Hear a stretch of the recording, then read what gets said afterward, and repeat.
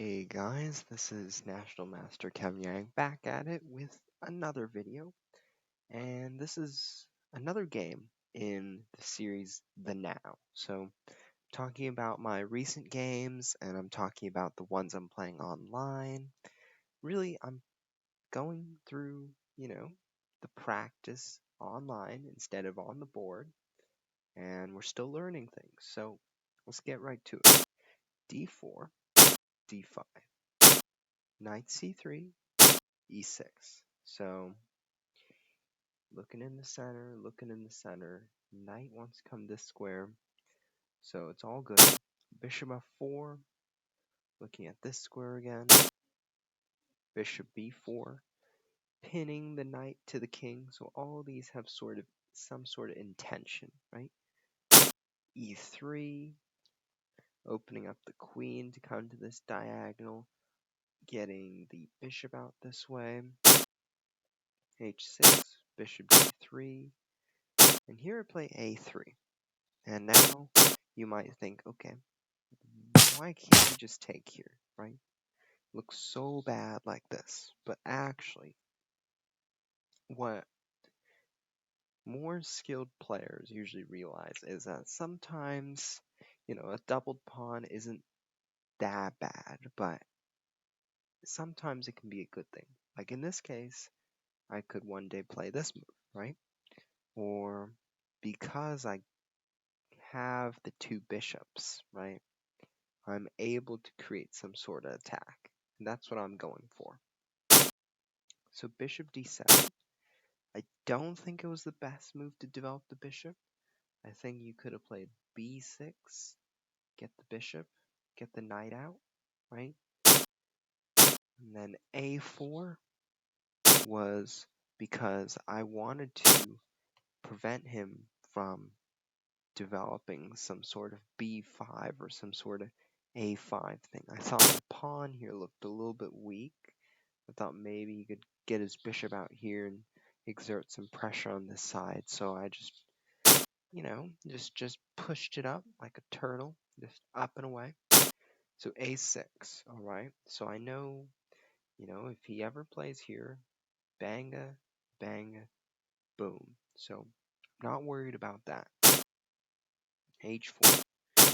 So what I'm going to do is I'm going to start the attack. g4, queen f3, queen g3. Keep an eye on this vision. Keep an eye on this vision. So that's what I want to do.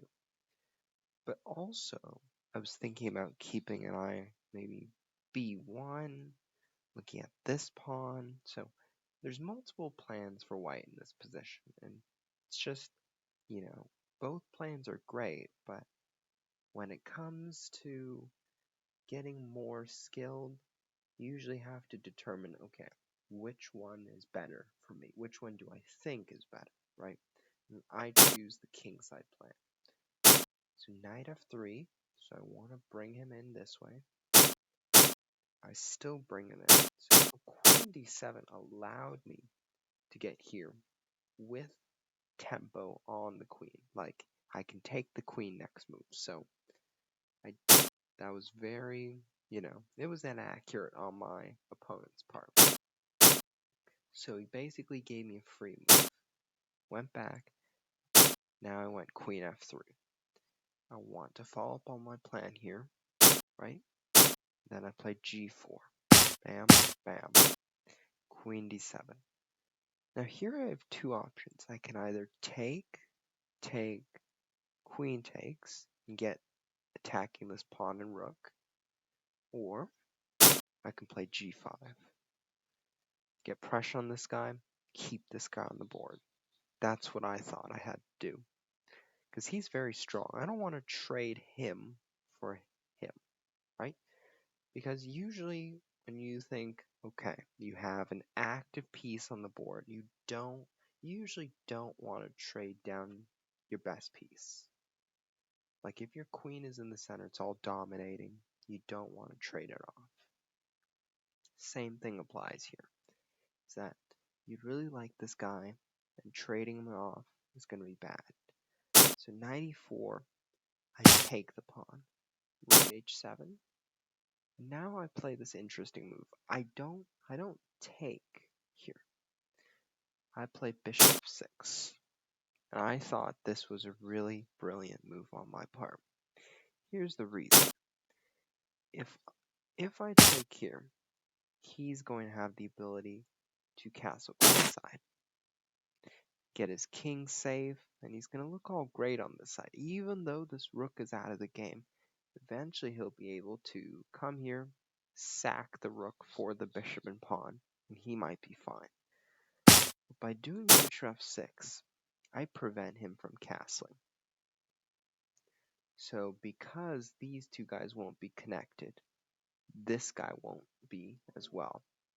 This guy can't go back because we hit him, right? We've controlled all the squares, and we've also prevented him from ever pushing this pawn, which to me is very important, right? Because this knight's looking a little weak, and he needs some sort of defense, and this pawn push is perfect for getting that sort of defense. So let's say takes here, right? This could happen, and this could happen, and he could eventually rearrange his pieces and maybe get out of it. So what I wanted to do through bishop f6 was hold him down, right? And if he takes like this, I take with the queen. Continue to hold him down. And now I'm threatening the rook like this, right? So all these possibilities are there. And I feel like this is a really powerful move because he just manipulates everything, controls everything. He's what we call the wooden shield, alright? So my opponent decided, you know what, let's go grab a pawn because I can't do anything. But this loses because takes. Ooh. We grab him and we protect this square. So you might think, why not this, right? Takes. Threatening checkmate. Bam, check, right? King here, check. So gets his queen out. Bam, bam, bingo. Get the check out. So let's look in this position. G takes h6. You might think, ooh, the rook's hanging. But I have this move, and there's no way to stop promotion. So that's why he played king g8. So my opponent played king g8. Rook g1, rook g7. So what I want to do is checkmate him, right? He looks alone, he looks, very delicate. I'm going to checkmate him. And this helps my case. Bam. Bingo. Bam. Bingo. Take the rook. Bam. Bam. Bam. And that's checkmate. Bam. Bam. It's like lawnmowers, right? We successfully did the lawnmower. And let's look at this again, right? What's another way we could checkmate? Here's the other way. Rook g5. And here's why. Let's say rook a6, bishop g7, king here, check, bam, checkmate. And this is just another way of finishing it off, but it's sort of different from what I was explaining. So the reason why I won this game was because, not this, but because I got this knight here, right? I got the queen here. I was able to launch a very successful attack before he castled. So as I say, as a warning, it's important to castle, but don't castle on the side that your opponent is attacking on. Like, for example, if he castled here, right? Bam, bam, bam, right? And I'm attacking on this side. He'd feel so bad, right? It wasn't exactly the answer to this. But queen d7 was not either. Gave me an extra move, right? And then I was able to really push it. Bam, get the pawn up, and get the pawn in, right? He looks clumsy, the pieces look really sad, and he can't castle yet, right? So this, and especially this move, that I was very proud of, because I didn't take this, right? I didn't like take this way. Could have just castled, right? And I thought, why not just do that? Why not just prevent everything? And sometimes pawns are tasty, but this was a really good game because the bishop did the job. And what I did was I just disrupted my opponent's castling procedures. And I disrupted this side, which caused this side to be sort of disabled. And so hopefully you learned something from that. And thank you.